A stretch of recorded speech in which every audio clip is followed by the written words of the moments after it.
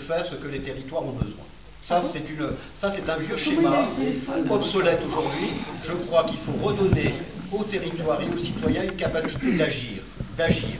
Et on l'a dit tout à l'heure, notre territoire, il est irrigué par énormément d'initiatives. Il y a effectivement aussi des communes qui sont aujourd'hui en situation de production, comment on dit, pas passive, active, excédentaire. Mais c'est les territoires qui se sont appropriés cette question-là. Moi, je travaille sur un quartier où des citoyens se sont mobilisés, sont en train de se mobiliser pour créer une coopérative de production et d'autoproduction électrique.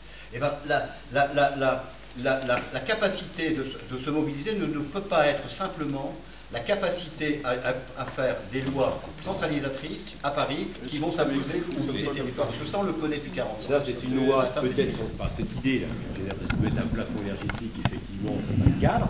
Après, au fur et à mesure, on a un système français électrique, de toute façon, on le subit. On a fait un système électrique centralisé depuis des années. Donc, le temps qu'on passe à un système de région, on peut tout ici bien intégrer que le fait, à chaque fois qu'une centrale nucléaire doit s'éteindre, ou pareil et tout, que les régions reprennent la main. Mais on reste toujours sur un plafond de puissance limité pour être dans la sobriété. Et en appliquant de la meilleure technologie disponible en local. Et ce qui nous arrivera, parce que de toute façon, dans les systèmes énergétiques, il y a trop de pertes sur les lignes. C'est-à-dire que dès qu'on transporte un produit électrique, plus il est loin, plus on a de pertes. Donc on passe plus de temps à chauffer les petits oiseaux sur les lignes électriques qu'à les livrer l'usager. Donc le débat, effectivement, à moyen long terme, c'est de se rapproprier notre source d'énergie. Maintenant, sur un schéma centralisé qui date, on va dire, des années 70, de remettre ça en branle avec l'espérance de vie de centrale qu'on essaye d'amener à 60 ans pour les centrales nucléaires, oui, effectivement, il va falloir y aller progressivement. Et ça peut être une réponse de dire, effectivement, le temps que les régions se réapproprient, avec le Linky ou d'autres moyens qui se mettent en place en plus pour compte une gestion interne, et après avoir des boucles de consommation. Quand on est à l'usine à côté de chez soi, l'électricité va à l'usine, le soir on rentre chez nous, c'est l'électricité de l'usine qui revient chez nous. On peut imaginer plein de fonctionnements de ce type.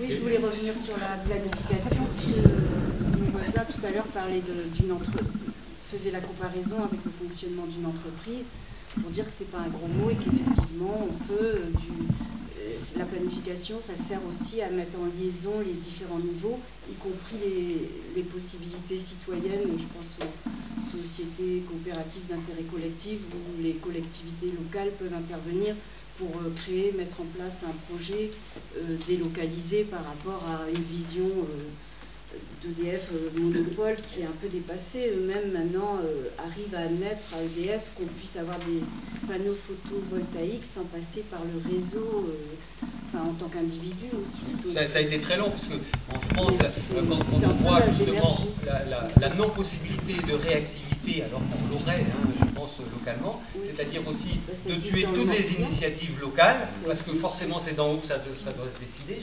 jamais d'en bas, c'est un petit peu en fait dramatique.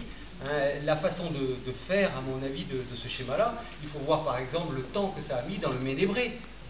Vous avez vu le nombre, c'est 70 ans bientôt. Et c'est d'autant plus nécessaire qu'on a beaucoup de collectifs citoyens qui se mettent contre ces projets d'éoliennes, alors que s'ils étaient partie prenante et qu'ils avaient les tenants et les aboutissants, on aurait peut-être beaucoup moins de mal en France particulièrement. Il y a des échelles pertinentes pour les décisions, effectivement. Donc ça, c'est vraiment nécessaire de décliner toute cette mise en sommaillage dont on parlait aussi tout à l'heure. Mais les éoliennes en Bretagne, c'est quand même pas la peine.